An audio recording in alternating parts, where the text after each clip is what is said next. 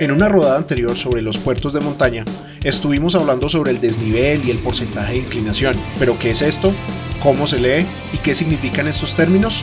En esta rodada te lo explicaremos. Empecemos entonces por el desnivel. Este concepto es realmente sencillo. Hay desnivel positivo, que consiste en cuántos metros sobre el nivel del mar se subieron desde el punto de partida. Si comenzaste a 1500 metros sobre el nivel del mar y terminas en una montaña a 1900 metros sobre el nivel del mar, significa que tuviste un desnivel positivo de 400 metros. Por el contrario, si bajas desde los 1500 metros a un valle que se encuentra a 1000, significa que hiciste 500 metros de desnivel negativo. Para obtener estos datos, solo debemos restar la altitud final menos la altitud inicial.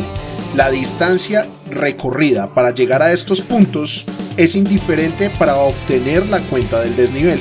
Por otra parte, tenemos el desnivel acumulado. Este es la suma de todos los desniveles realizados. Si subiste un puerto de 400 metros de desnivel positivo y luego vuelves a bajar al punto inicial, en total tendrías 800 metros de desnivel acumulado. Sin embargo, para el caso del ciclismo, el desnivel acumulado solo se tendrá en cuenta la acumulación del desnivel positivo.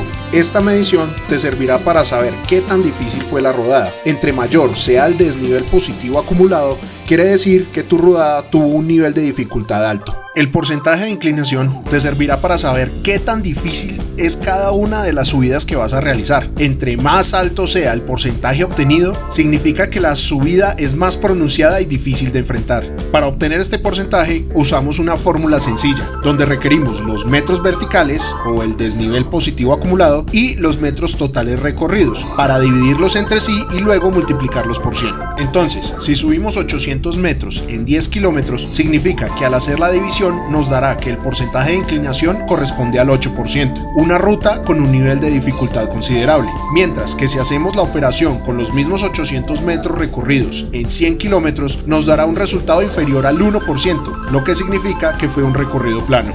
Tengamos en cuenta que los puertos de montaña y su dificultad varían según el tipo de ciclismo que vayamos a ejecutar. Por ejemplo, en la ruta los puertos del 10% en adelante son puertos considerados difíciles y retadores, mientras que en el mountain bike se manejan porcentajes de inclinación superiores a los de ruta. Se puede hablar de subidas que tienen un 20% o más de inclinación. Recordemos que los puertos de montaña en el ciclismo de ruta se les da categoría de acuerdo a su nivel de dificultad, empezando desde los más sencillos, considerados de cuarta categoría, y el nivel va subiendo a tercera, segunda, primera y categoría especial o fuera de categoría. Para poder calcular las categorías de los puertos de montaña en ruta, se requieren de los datos que vimos anteriormente. Este cálculo no está estandarizado, hay varios métodos para realizarlo. En otra rodada te explicaremos más a detalle sobre cómo se hacen estos cálculos, donde algunos tienen en cuenta los metros de desnivel, otros los porcentajes de inclinación, incluso se hacen medida cada 100 metros para tener una mejor visibilidad de las pendientes. Ninguna medición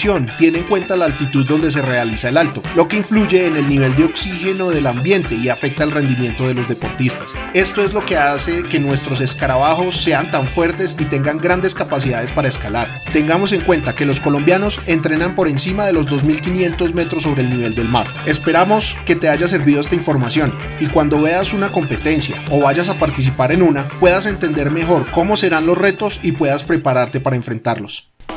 Velovers, suscríbete y síguenos en nuestras redes sociales. Publicamos para tu interés todo el tiempo. Lee nuestros artículos en nuestra página web.